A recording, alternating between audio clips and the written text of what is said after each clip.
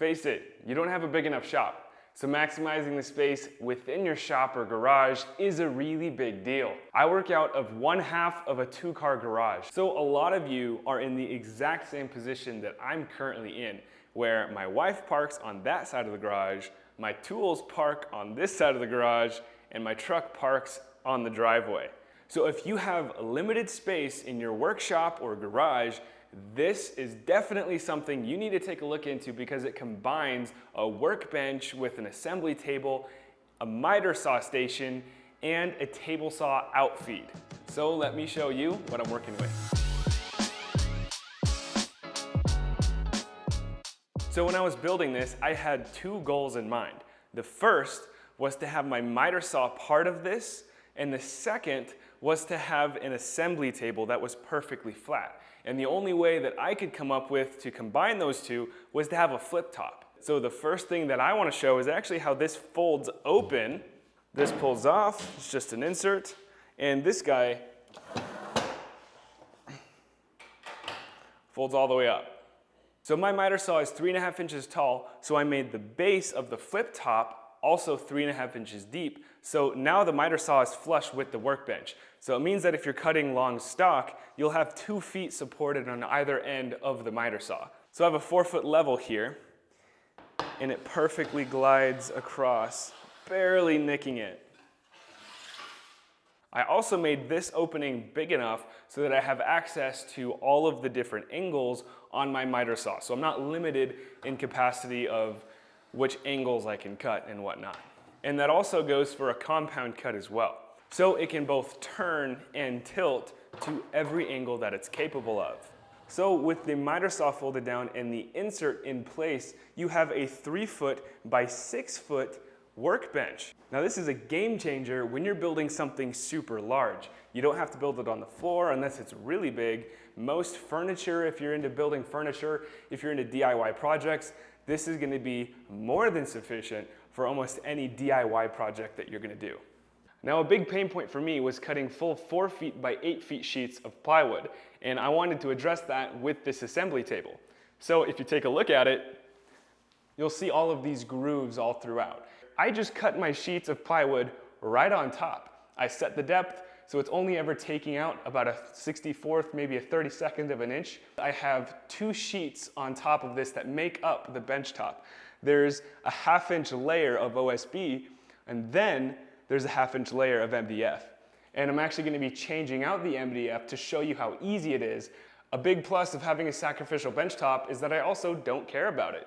You can see that I don't treat it well. I paint on top of it, I cut on top of it, I drill on top of it. You can see those holes.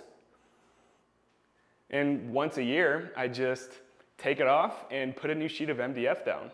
Now another reason why this is so efficient in my small garage is because I put it on casters. So when it's not in use, I typically have it up against this far wall here. Now each one of these 4 casters has a locking mechanism on it, and once you pop them off, you can roll this thing anywhere. Then all you have to do is step on top of the locking mechanisms. You don't even have to do all 4 wheels. I typically just do a minimum of 2. And it's totally locked. And the last reason why this is the ultimate small garage workbench is the storage. Now I have this thing absolutely packed full right now. On the right side of it, I keep my air compressor as well as a retractable air hose attached to this, and I also keep some of my lighting equipment. And on the other side, I keep all of my tool bags as well as a full set of automotive tools. Because at the end of the day, this is my garage, so it's where I keep all my tools, not just woodworking stuff.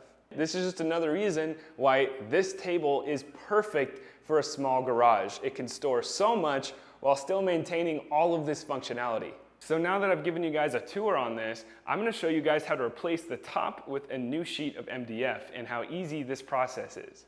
Okay, so the very first thing that we did was lay out our 4x8 sheet of 1/2 inch MDF on top of the assembly table, and then we rough cut it about 1 inch wider than we actually needed to fit all the way around the edges.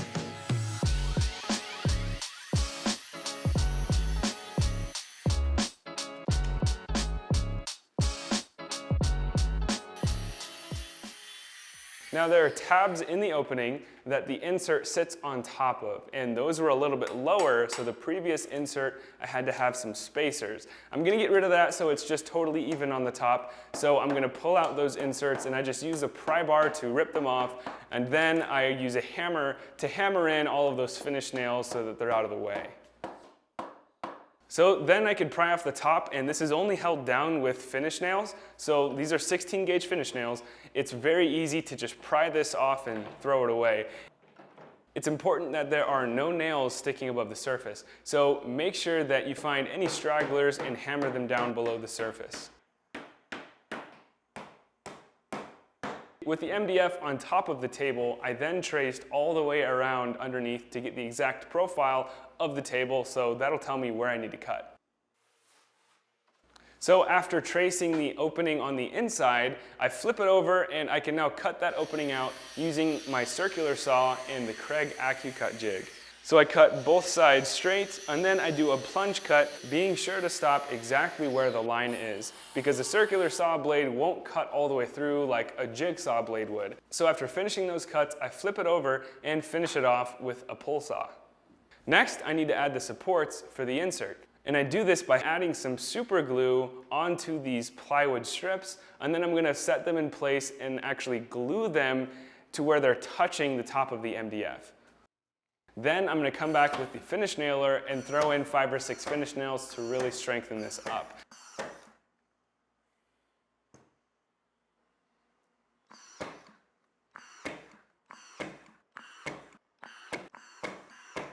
Then a final step is to round over all of the edges, and this is really not necessary. If you don't have a router, you can totally skip this step. This doesn't add any functionality. I'm just doing this because it looks a little bit cleaner and it's not going to catch as many things on the edges.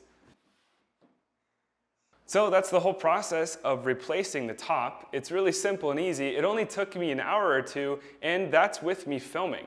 It has so much functionality for the amount of space that it takes up, and the fact that you could break down full sheets of plywood MDF right on top makes everything so much easier when you go to do a project. You don't have to worry about marring this up. I paint on this, I stain things on top of this, I drill into it, I cut into it with my saw, and it just doesn't matter because at the end of the day, it's MDF and it only takes an hour or two to replace, and I do it once a year. And it is really nice to have a workbench that you do not care about at all.